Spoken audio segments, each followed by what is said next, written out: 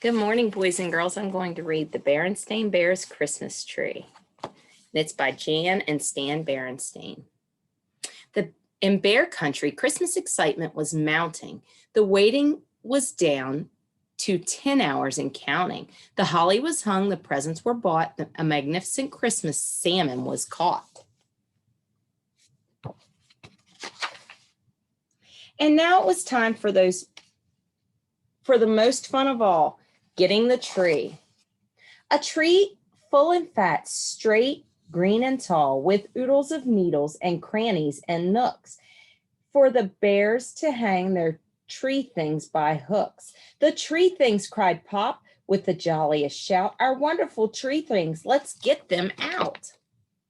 They had quite a collection. There were bangles and bells and bright colored balls, boxes of things in closets and cupboards and corners of halls.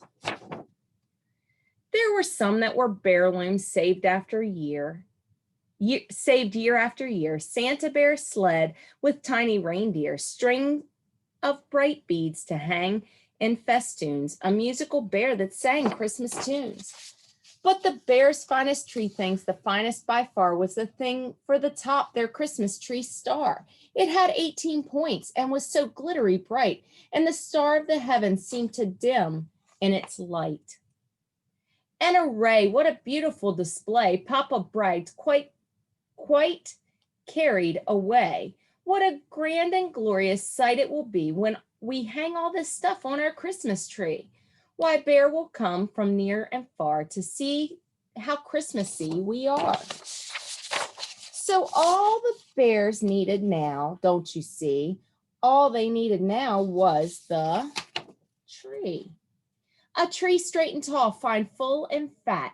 Come, cubs, said Papa as he put on his hat. Now be sure to dress warmly, said wise Mama Bear. There's more than a hint of snow in it. There's more than a hint of snow in the air. And oh yes, by our tree down the road from Grizzly Gus, I'm sure he will have the right tree for us. Snow, said Papa, sniffing the air. Not a chance. The weather today will be bright and fair.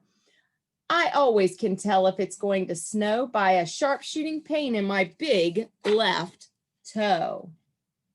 As for Gus and those trees lying in stacks, not for us, Papa said as he took up his axe. But Papa, said Brother, I don't mean to fuss, but Mama said to buy one from Grizzly Gus. One of those, snorted Pa.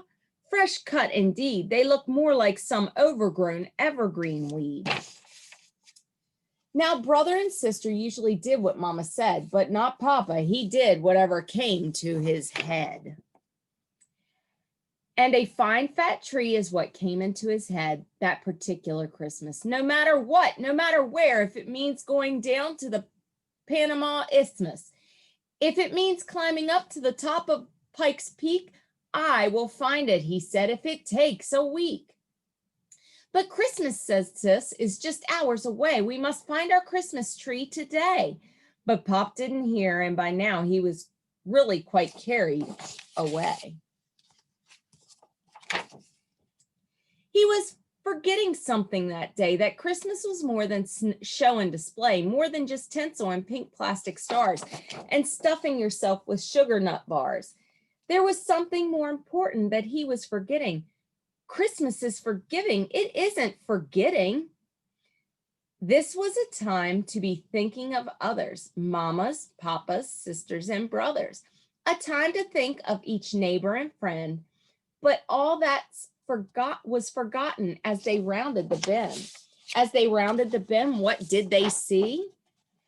Papa's perfect Christmas tree. What a tree, what a tree. This surely was it. Its green was so green, its tall didn't quit. Its nook had all crannies, its crannies had nooks. The one question was, would they have enough hooks? You guys ready for the tree? It's pretty ginormous. Stand back, said Papa, getting ready to chop. Wait, Sister cried, hold it, please stop. On the timely advice of small Sister Bear, Pa managed to stop his axe mid-air. And a good thing, too, for the Christmas tree's trunk just happened to be the home of a skunk. And some squirrels and a grouse and one small chipmunk also resided in that Christmas tree trunk, plus 26 crows who were renting upstairs, and not one of them happy to see those 3 bears. Though this tree, said Pa, seemed fine, it isn't quite what I had in mind. There was something else Pa hadn't in mind as they rapidly left Mr. Skunk's tree behind. The coming great day was the skunk's Christmas too, and the squirrels and the chipmunks, and if he chopped down their tree, what would they do?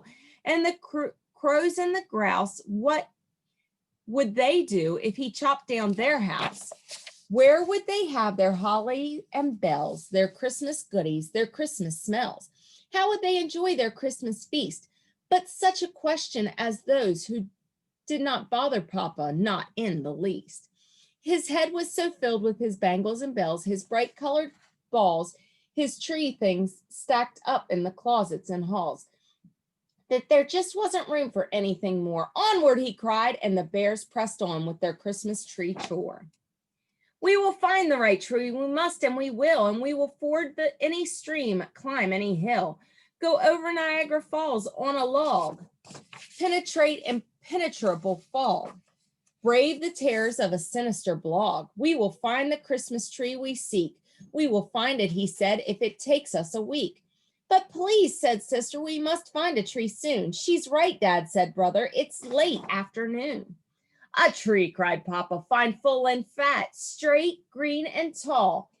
And at that very moment, the snow Mom predicted started to fall.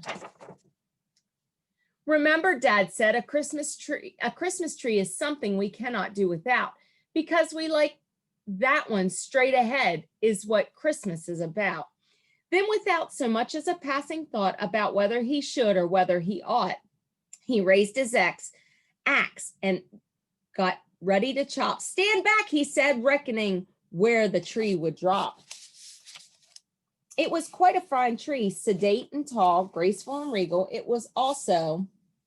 It happened to be the home of an eagle, a hawk, and a wolf, and a great snowy owl.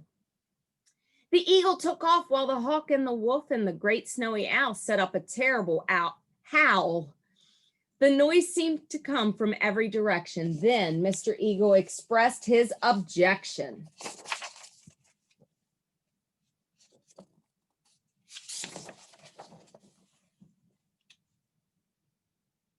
Not that the tree back there wasn't quite it. Its green was too green and it leaned just a bit.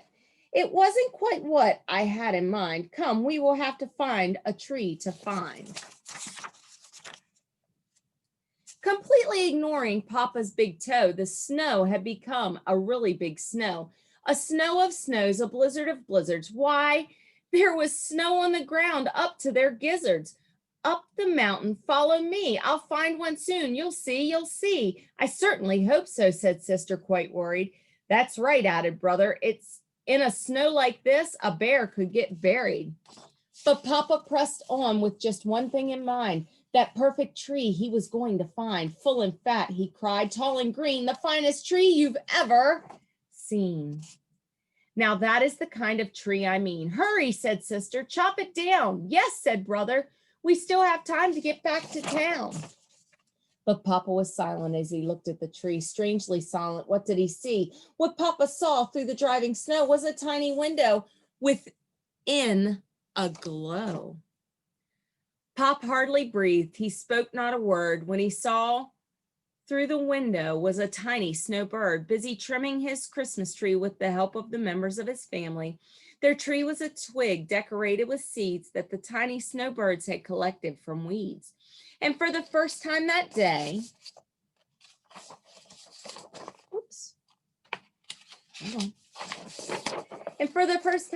Papa saw Christmas in a different way. Maybe it was the tiny twig tree, or maybe the seeds that helped Papa see the other guy's needs. But whatever it was, Pa shouldered his axe and spared the tree. He remembered what Christmas was really about. He had it all backwards, inside and out. This, said Papa with a far-off Christmassy look in his eye, is a time to think of the other guy. A time, he continued, to be thinking of others, mamas, papas, sisters, and brothers, nature's creatures, great and small, fellow creatures, one and all. But Papa, said Sis, what about our tree? The tree for our bells, our bright colored balls. Yeah, added Brother, and all that stuff in our closet and halls. No problem, said Pa. There's no need to fuss. We'll go back and buy one from Grizzly Gus. Grizzly Gus, both cubs said together, after the trip and that climb and this weather, don't bother me with questions, said Pop. Then he found an old stump and started to chop. And quick as a flash, there was 3 pairs of skis. Here, Papa said, slip into these. So Pop and the cubs put on their skis and went back for one of old Grizzly's trees. But when they got back to the Christmas tree lot, the lot was still there, but the trees were not. Only a sign saying sorry, sold out, and some tired old needles lying about. When Sis saw those needles, well, she thought she might cry. But then something wondrous caught her eye. Look, she shouted. Somebody has decorated our house. And somebody had the chipmunk, the skunk, the crow, the grouse, the eagle, the owl, and all the others, and quite a few of their sisters and brothers were returning the kindness Paul showed those snowbirds. The bears, they were speechless. They just had no words. All of the bears' tree things were there. The bangles, the bells, the musical bear, the Christmas tree star, the Santa bear sled. Why, everything's shining, Sister suddenly said. Then a very special starry light filled the sky that Christmas Eve night. It didn't come from the pink plastic star. It was the light of the real Christmas tree star, or Christmas star. The true Christmas spirit shone down that night. It filled the whole sky with a lovely light.